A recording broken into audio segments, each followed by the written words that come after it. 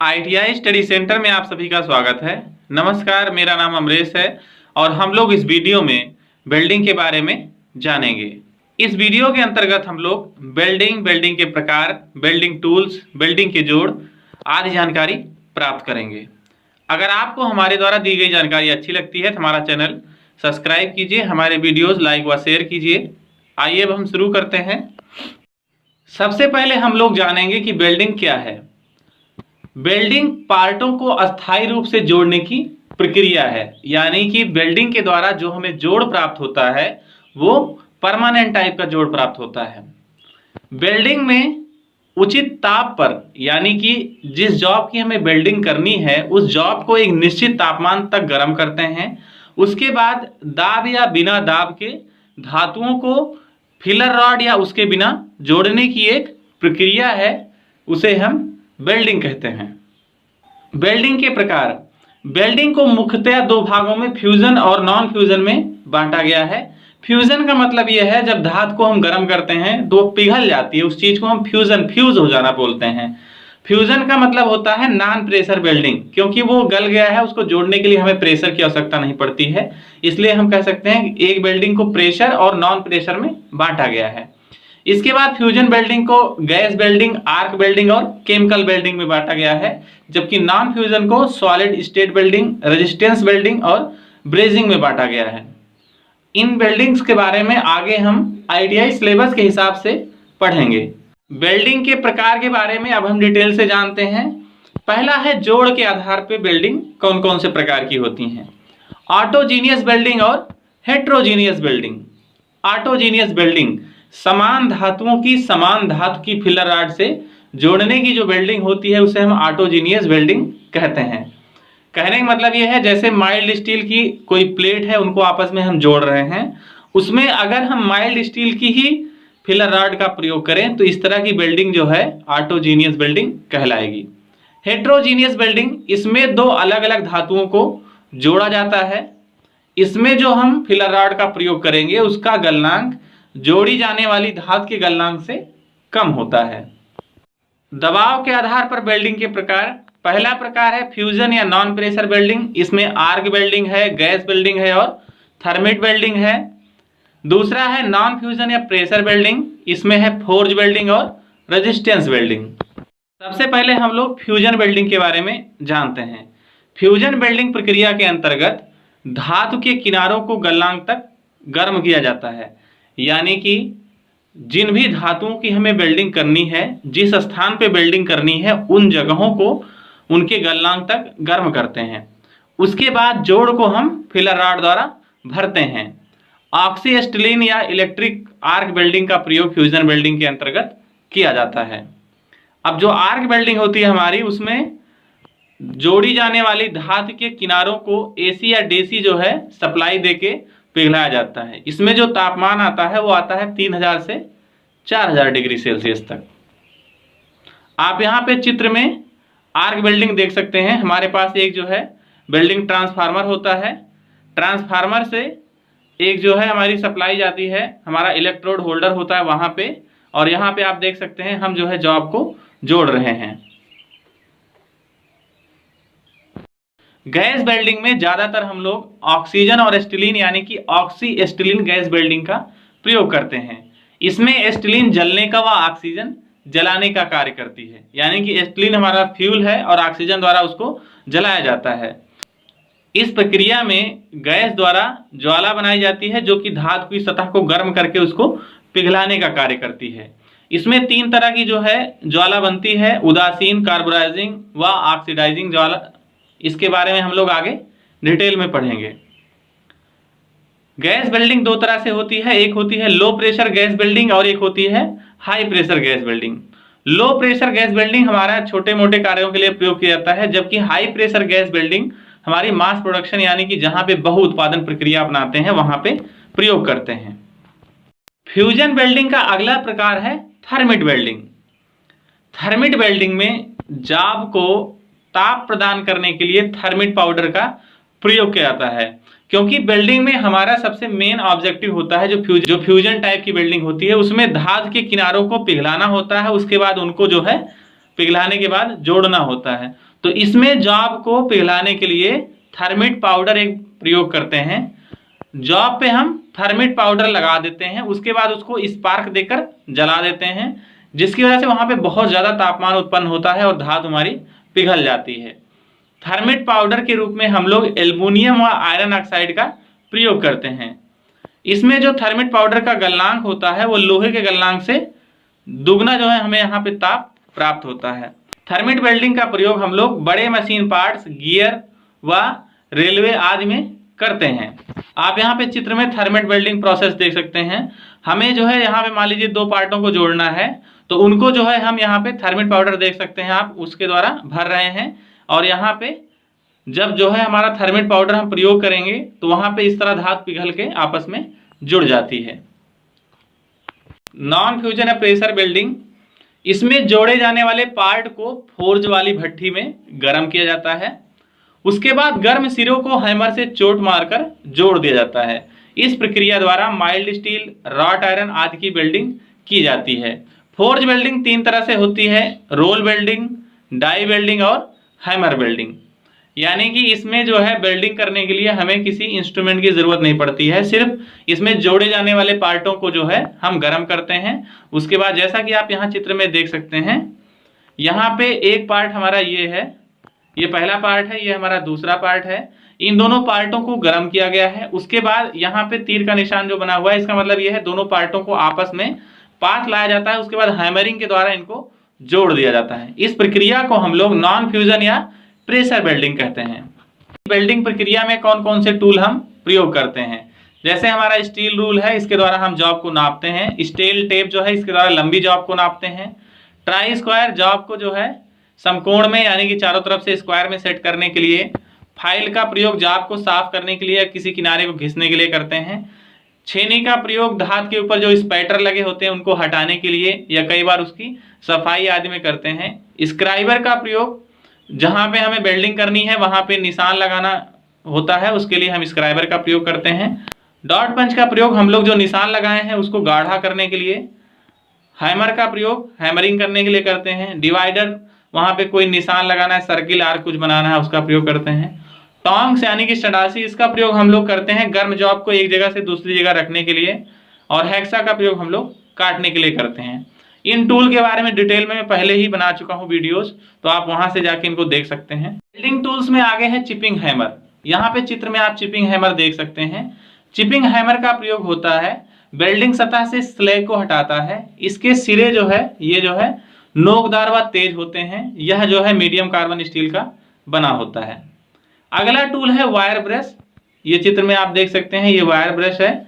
इसका प्रयोग जॉब को साफ करने में किया जाता है। इसको हमें गर्म जॉब पर प्रयोग नहीं करना चाहिए, क्योंकि गर्म जॉब पर प्रयोग करने से इसके तार जो है वो हार्ड एंड टेम्पर किए रहते हैं, वो खराब हो जाएंगे, इसलिए हमें इसको नहीं प्रयोग करना चाहिए गर्म जॉब पे। अगला हमारा वेल्डिंग टूल है वेल्डिंग हैंड स्क्रीन। इसका प्रयोग आंखों के बचाव के लिए किया जाता है, क्योंकि वेल्डिंग करते समय हानिकारक अल्ट्रावायलेट किरणें निकलती हैं, तो उनसे आंखों को बचाने के लिए हम इसका प्रयोग करते हैं। वेल्डिंग गेज, वेल्डिंग के फिलेट व बट जोड़ को चेक करने के लिए यह हमारा वेल्डिंग गेज है, इसका प्रयोग किया जाता है। कभी कभी हम फिलर धात की मोटाई भी इस गेज से चेक करते हैं। अगला है हेलमेट। हेलमेट जो है हमारा वेल्डिंग हैंड स्क्रीन की तरह होता है, बस इसको हम सिर में लगा देते हैं और जो है इसके द्वारा भी आंखों का बचाव होता है। वेल्डिंग गगल्स यानी कि चश्मे, इसमें जो है चिपिंग ग्राइंडिंग करते समय प्रयोग किया जाता है, जैसा आप चित्र में देख सकते हैं। एप्रन, वेल्डिंग ग्लव्स व एप्रन जो है ये हमारे शरीर की सुरक्षा के लिए होता है, इसलिए वेल्डिंग के लिए हम लेदर के ग्लव्स प्रयोग करते हैं। वेल्डिंग के एप्रन का प्रयोग करते हैं क्योंकि इसमें बहुत सारे छोटे छोटे स्पैटर उड़ते हैं जो आपको जो है त्वचा को नुकसान पहुंचा सकते हैं, इसके लिए इन सब चीजों का प्रयोग किया जाता है। आर्क वेल्डिंग के उपकरण, यानी कि जो हम लोग आर्क वेल्डिंग करते हैं उसमें कौन कौन से इंस्ट्रूमेंट यूज करते हैं। पहला है एसी वेल्डिंग ट्रांसफार्मर। ये जो है हाई वोल्टेज व लो एम्पियर की सप्लाई को लो वोल्टेज और हाई एम्पियर में बदलता है। हमें डीसी मोटर जनरेटर जो है प्रयोग करना पड़ता है कई बार। यह जो है नॉन फेरस व फेरस धातुओं की वेल्डिंग में प्रयोग किया जाता है। यह महंगा होता है, उसकी दक्षता कम होती है। इसका जो है स्पैटर जो है इसमें कम आता है, वेल्डिंग बहुत स्मूथ होती है, इसकी आर्क जो है ज़्यादा स्टेबल होती है। लेकिन इसकी दक्षता जो है वो कम होती है। छोटे कार्यों के लिए ज्यादातर हम लोग डीसी मोटर वाली वेल्डिंग का प्रयोग करते हैं। वेल्डिंग रेक्टिफायर, वेल्डिंग रेक्टिफायर हमारा एसी सप्लाई को डीसी सप्लाई में बदलता है। वेल्डिंग केबल, कार्यस्थल तक करंट ले जाना, यानी कि जो हमारा वेल्डिंग मशीन है वहां से लेकर जहां पे हम वेल्डिंग कर रहे हैं वहां तक ले जाने के लिए करंट को हम लोग वेल्डिंग केबल का प्रयोग करते हैं। इस केबल में तांबे के तार लगे होते हैं। इसका एक सिरा वेल्डिंग सेट व दूसरे सिरे पर इलेक्ट्रोड होल्डर लगा रहता है।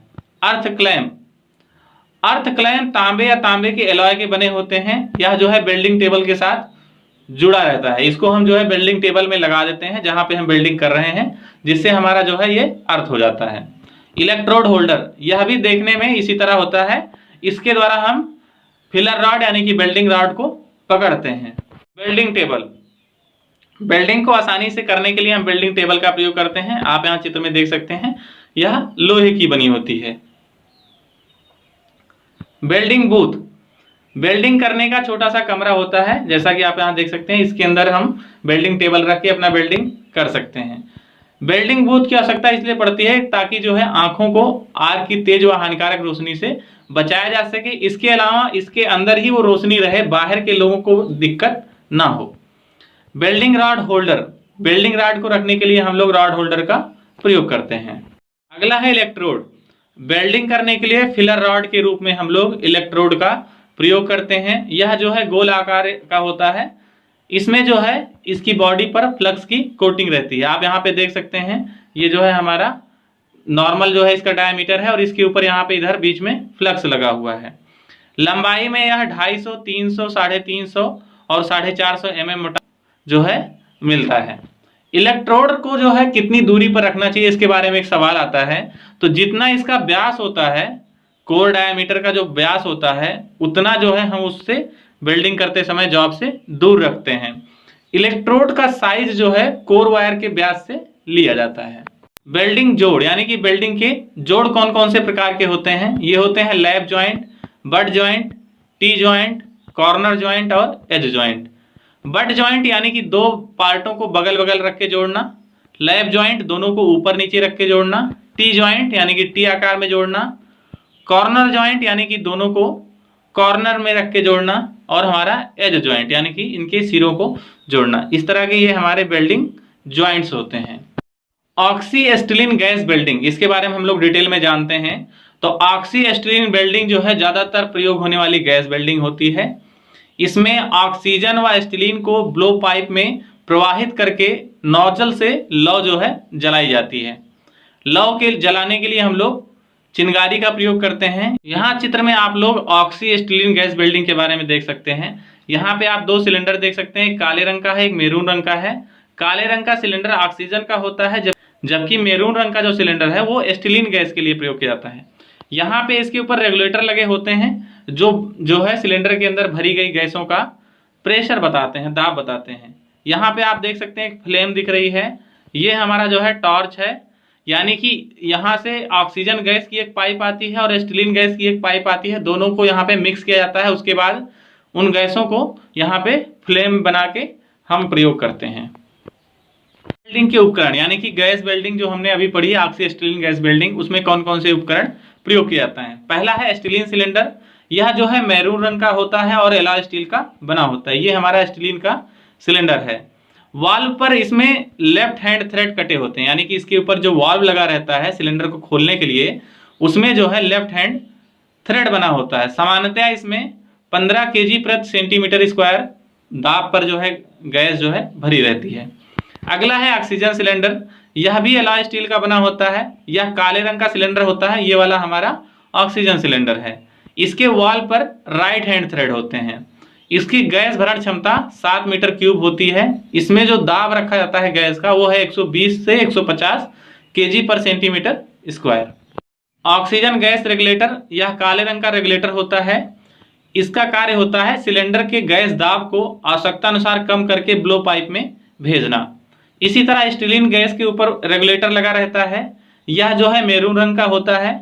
इसका भी वही काम होता है कि सिलेंडर की गैस को जो है आवश्यकता अनुसार उसका जो प्रेशर है उसको कम करना है और ब्लो पाइप में भेजना है। अगला है होज पाइप। होज पाइप का रंग काला ऑक्सीजन गैस के लिए, व मेरून जो है एस्टिलीन के लिए होता है। इसका प्रयोग होता है गैसों को दूर तक जॉब तक ले जाने के लिए। ब्लो पाइप का कार्य होता है दोनों गैसों को मिक्स करके भेजना। फिलर रॉड का हम लोग प्रयोग करते हैं। टॉर्च का प्रयोग करते हैं, जो हमारा फ्लेम बनाती है, यानी चिंगारी उसमें देनी पड़ेगी तभी गैस वो जलेगी, तो उसके लिए हम लोग टॉर्च का प्रयोग करते हैं। सिलेंडर के वाल्व को खोलने के लिए हम लोग चाबी का प्रयोग करते हैं। गैस वेल्डिंग ज्वाला के प्रकार, जैसा कि हम लोग जान चुके हैं, ऑक्सी एस्टिलीन गैस वेल्डिंग में दो गैसों ऑक्सीजन और एस्टिलीन का प्रयोग किया जाता है। अब जो है जब हम इनका प्रयोग करके ज्वाला बना रहे हैं तो तीन कंडीशन हो सकती हैं, या तो ऑक्सीजन और एस्टिलीन जो है बराबर मात्रा में प्रयोग करें, या ऑक्सीजन ज्यादा हो एस्टिलीन का कम प्रयोग करें, या एस्टिलीन ज्यादा हो और ऑक्सीजन का कम प्रयोग करें। तो आवश्यकता अनुसार यहाँ इसमें जो है तीन फ्लेम बनाई जाती हैं, जिन्हें हम उदासीन ज्वाला, कार्बोराइजिंग ज्वाला व ऑक्सीडाइजिंग ज्वाला के नाम से जानते हैं। तो आइए हम पढ़ते हैं इनके बारे में। उदासीन ज्वाला, इसमें जो तापमान जाता है वो 3300 डिग्री सेल्सियस तक जाता है। इसमें ऑक्सीजन व एस्टिलीन जो है बराबर मात्रा में मिलाकर जलाई जाती है। आप यहाँ पे जो है उदासीन यानी कि न्यूट्रल फ्लेम देख सकते हैं। इसका प्रयोग cast iron, mild steel, stainless steel और एल्युमिनियम आदि की बिल्डिंग में किया जाता है। सबसे ज्यादा हम लोग इसी ज्वाला का प्रयोग करते हैं। अगला है कार्बोराइजिंग ज्वाला। इसमें जो तापमान होता है वो जो है 3200 डिग्री सेल्सियस तक होता है। इसमें एस्टिलीन की मात्रा अधिक होती है तथा ऑक्सीजन की मात्रा कम होती है। High carbon steel, alloy steel, aluminium आदि की वेल्डिंग जो है कार्बोराइजिंग ज्वाला से करते हैं। चित्र में आप यहाँ पे कार्बोराइजिंग फ्लेम जो है देख सकते हैं। अगला है ऑक्सीडाइजिंग ज्वाला। इसमें ऑक्सीजन की मात्रा अधिक होती है व एस्टिलीन की मात्रा कम होती है। इसके द्वारा वेल्डिंग कार्य जो है बहुत कम किया जाता है, क्योंकि अब इसके द्वारा जो बनी हुई वेल्डिंग होती है कमजोर होती है। इसमें तापमान 3400 डिग्री सेल्सियस तक पहुंच जाता है। स्टील, ब्रॉस, कास्ट आयरन, कांसा आदि की वेल्डिंग इसके द्वारा की जाती है। ऑक्सी एस्टिलीन गैस कटिंग प्रक्रिया। ऑक्सी एस्टिलीन गैसों का प्रयोग वेल्डिंग के अलावा कटिंग में भी किया जाता है। अब कटिंग में इस गैस का प्रयोग कैसे करते हैं? इसमें एक विशेष प्रकार के ब्लो पाइप का प्रयोग करते हैं। कटिंग के लिए ऑक्सीजन की एक अलग धार जो है ऑक्सी एस्टिलीन गैस मिक्सचर के अलावा जो है उस पे जॉब पे हम डालते हैं, जिसकी वजह से कटिंग होती है। कहने का मतलब ये है, इसकी जो प्रक्रिया है उसमें क्या क्या करते हैं। सबसे पहले हम जॉब की प्री हीटिंग करते हैं। प्री हीटिंग मतलब जॉब को काटने से पहले जॉब को गर्म करते हैं। जिसको भी हमें काटना है उसको गर्म करते हैं। तो गर्म करने के लिए हम लोग, जैसे हम गैस वेल्डिंग में ऑक्सीजन और एस्टिलीन प्रयोग करते हैं, वैसे ही ऑक्सीजन और एस्टिलीन का मिक्सचर जो है प्रयोग करते हैं। ये लगभग 900 डिग्री सेल्सियस तक प्रयोग करते हैं। उसके बाद जहां पे हमें कटिंग करनी है वहां पे ऑक्सीजन की एक अलग से जो है धारा डालते हैं, जिसकी वजह से धातु की सतह जो है ऑक्सीजन से मिक्स होकर लौह ऑक्साइड बनाती है और उसके बाद धातु की कटिंग हो जाती है। इसके द्वारा केवल धातुओं की कटिंग होती है, अधातुओं की कटिंग इसके द्वारा नहीं होती है। इस चित्र में हमें ऑक्सी एस्टिलीन गैस कटिंग के बारे में दिखाया गया है। इस चित्र को आप लोग ध्यान से देखिए। यहाँ पे जो नोजल दिख रहा है इसमें किनारे किनारे बहुत सारे छिद्र हैं और बीच में एक बड़ा सा छिद्र है। तो जो किनारे किनारे छिद्र हैं, यहाँ से हम ऑक्सीजन और एस्टिलीन गैसों का मिक्सचर प्रवाहित करते हैं, जिसका काम होता है प्री हीटिंग करना, यानी कि काटने से पहले जॉब को गर्म करना। जो बीच में बड़ा सा होल दिख रहा है वहां से हम लोग ऑक्सीजन जो है सप्लाई करते हैं जॉब के ऊपर। तो ऑक्सीजन अलग से सप्लाई करते हैं, इसी के द्वारा जो है कटिंग की जाती है। जैसा कि यहाँ चित्र में देख सकते हैं, ये जो बाहर वाली दोनों रेखाएं दिख रही हैं ये हमारा मिक्सिंग के लिए है, जबकि अंदर वाली जो लाइन दिख रही है इसका प्रयोग हम लोग कटिंग के लिए करते हैं। वेल्डिंग का अगला प्रकार है CO2 वेल्डिंग, यानी कि कार्बन डाइऑक्साइड गैस की वेल्डिंग। इसमें CO2 गैस का प्रयोग शील्डिंग गैस के रूप में प्रयोग किया जाता है। बाकी प्रक्रिया हमारी इलेक्ट्रिक आर्क वेल्डिंग की तरह होती है।